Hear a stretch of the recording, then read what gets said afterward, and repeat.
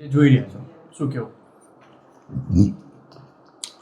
અમુક લોકો ખોટો અપ્રચાર કરે છે અને જે પ્રકારે જે જમીન માલિક કે પોતે એને જે કરવું હોય તે કરી શકે છે.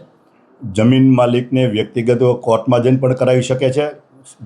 રાજ્યના ભારત સરકારના નિયમ મુજબ બધું જ કરાવી શકે છે.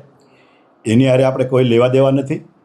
ફક્ત ને ફક્ત અવળા માર્ગે ચડાવવાની વાત છે અમુક લોકો દ્વારા. અહીંના લોકલ અમુક લોકો એવા છે પ્રકારના જે સોશિયલ મીડિયામાં ચલાવ્યું છે એ લોકોએ આ કરેલું છે. અને તમે પણ જાણો છો, હું પણ જાણું છું.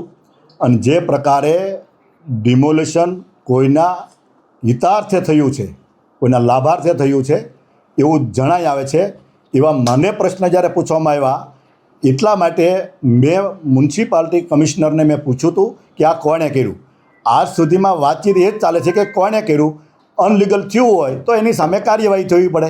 એમાં કોઈને બચાવવાની, કોઈની સામે કાર્યવાહી કરવાની વાત નથી. પણ અમુક લોકોને કદાચ અમુક લોકો વાયા મારફત પણ કાંઈક ને કાંઈક આવા પ્રવૃત્તિઓ કરી રહ્યા છે. એટલે હું એવું માનું છું કે તટસ્થ ઉચ્ચ સ્તરીય તપાસ થવી જોઈએ. અને જે લોકો આમાં સામેલ છે, કાયદો હાથમાં લીધો છે, ચાહે કોઈ પણ કોમ હોય, હું એવું માનું છું કે મારે વ્યક્તિ કે કોઈ કોમ હારે કે કોઈ બીજી વિશેષ લેવા દેવા નથી. અને જે પ્રકારે મેં પૂછ્યું છે આમાં અમુક લોકોને તેલ રેડાણું છે. હવે સ્વાભાવિક રીત છે કે તમે જ્યારે મને પૂછો છો તો મારી પાસે માહિતી નથી, એટલે મેં કમિશનરને પૂછ્યું. આજે પણ તમે જે પુરાવા લઈને તમે આવો છો, એ બેન એમ કહે છે કે તમે રસ લો છો. મેં રસ લીધો જ નથી, હજી રસ નથી લીધો. આ તો પ્રેસ મીડિયાવાળા મને એક પ્રતિનિધિ તરીકે મને પૂછે છે એની હું વાત કરું છું. હું નથી હજી કોઈને કહેવા ગયો, નથી હું કોઈને મળવા ગયો, નથી મેં કોઈ લેખિત અરજી કરી. મીડિયા મને પૂછે છે અને મીડિયા જે પ્રકારે બિલ્ડરની કે જમીન માલિકની કે કોર્પોરેશનના અધિકારીઓની વાત કરે છે એ પ્રકારે તમે મીડિયાને મેં જવાબ આપ્યા છે અને મારા મંતવ્ય મેં રજૂ કર્યા છે. એમાં તો શું કોઈને એવું તેલ રડાઈ ગયું કે આને આમ કર્યું તેમ કર્યું. એનો જે પ્રશ્ન જેહાદીઓને તમે હવે આ બધા જેહાદીઓ છે તો જેહાદીઓ નહીં રહેવા પડે. જેહાદી હોય તો એને અહીંથી મોકલી દેવા પડે બાંગ્લાદેશ. જે જેહાદી હોય એટલે જે બાંગ્લાદેશ ઘૂસપેટિયા હોય એમને કીધું ઘૂસપેટિયાને તમે આવું કરો છો. ઘૂસપેટિયા હોય એને રહેવા જ ન દેવા જોઈએ. અને એ તો હું જ એની રજૂઆત તો હું જ કરું છું. અને અમારી આગળની સંકલનની કમિશનરની મિટિંગમાં અમે પૂછેલી માહિતીઓ છે અને એમાંથી પોલીસે કામગીરી પણ કરી છે અહીંથી ઘૂસપેટિયાને કાઢવાની. હજી આવી રીતે ચાલી છે. હવે એ તો એમ કે ભાઈ આના કેમ આનું કેમ છે, પણ એને કોઈએ કાંઈક કીધું છે. અને એક યુદ્ધના મુદ્દા પર કોઈ પ્રશ્ન મને કરે તો મને લાગે છે કે અમે અમારી જુવાની આમાં અમે ખતમ કરી છે.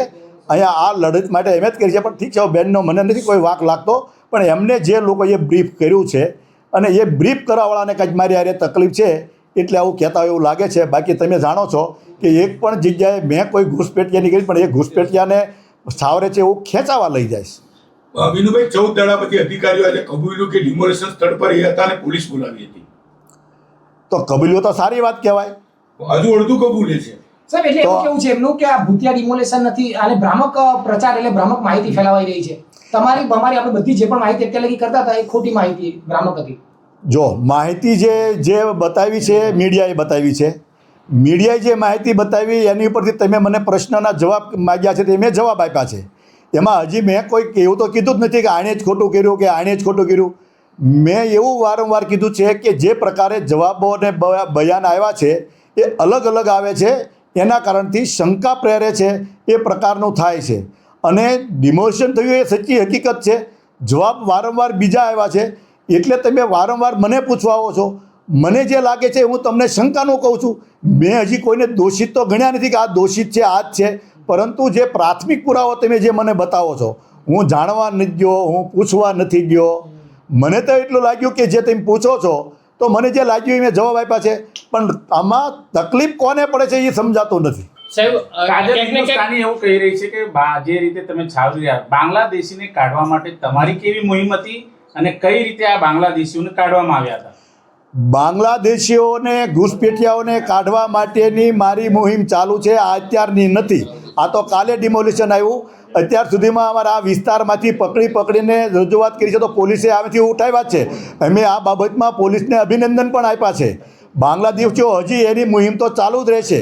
ઘૂસપેટિયા છે ચાલુ રહેશે, અસામાજિક તત્વો છે એની સામે ચાલુ રહેશે, ડગીસ્ટો છે એની અમે રજૂઆત મારી મેં કરેલી છે. કયા કયા પોઈન્ટ ઉપર થાય છે એની રજૂઆત મેં પોલીસ કમિશનરની સંકલનમાં કરેલી છે, જે વિસ્તારમાં થાય. પણ હવે એ તો ઠીક છે, એમને કદાચ પરિચય પૂરો મારો નથી, પરંતુ આમાં કોઈના લાભાર્થે કોઈ બ્રીફિંગ કર્યું છે એમને, અને એમને ખ્યાલ, એનો કોઈ ઈરાદો ખરાબ હોઈ ન શકે, પરંતુ એમને જે બ્રીફિંગ થયું છે એના આધાર ઉપર એ વાત કરી રહ્યા છે. પરંતુ અહીંયા તમે મીડિયા બધા જ મીડિયા જગત હાજર છે, અહીંના પબ્લિક, અહીંના લોકો હાજર છે, અને એ બધા જાણે છે કે હું શું કરી રહ્યો છું. સાહેબ, તમે વિશ્વ